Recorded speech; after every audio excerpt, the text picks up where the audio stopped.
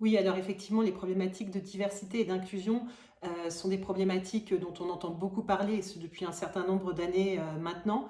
Et je reste convaincue que c'est des problématiques qui vont rester d'actualité pour les mois et les années d'avenir. Aujourd'hui, les marques sont arrivées à une ère de plus grande maturité sur ces problématiques de la diversité et de l'inclusion, à la fois dans leur expression publicitaire, mais également plus aussi en termes de stratégie de marque.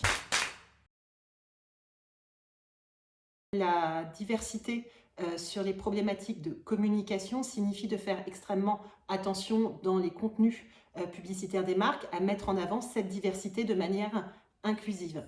Un des grands enjeux, et c'est ce qu'ont bien compris les marques aujourd'hui, de cette communication mettant en avant de la diversité et l'inclusion, c'est la transparence, l'authenticité et la sincérité des communications des marques sur ces sujets. Aujourd'hui, les marques ont bien conscience qu'une communication insincère, non authentique sur ces sujets entraîne généralement très rapidement un backlash fort des consommateurs, et on a eu un certain nombre d'exemples au cours des dernières années de backlash des consommateurs suite à des communications non sincères des marques sur ces sujets de la diversité. En revanche, lorsque ces sujets sont communiqués de manière sincère et authentique, assez connectés avec la mission et l'ADN de la marque, alors les marques ont toute légitimité pour s'emparer de ces sujets et communiquer clairement sur ces sujets.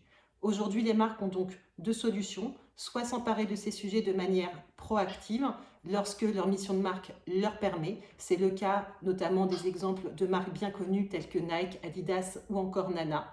Ou alors communiquer sur ces sujets de manière plus réactive en réponse à des critiques sociétales des consommateurs, non seulement en termes de communication, mais également de manière plus profonde en termes de stratégie de marque.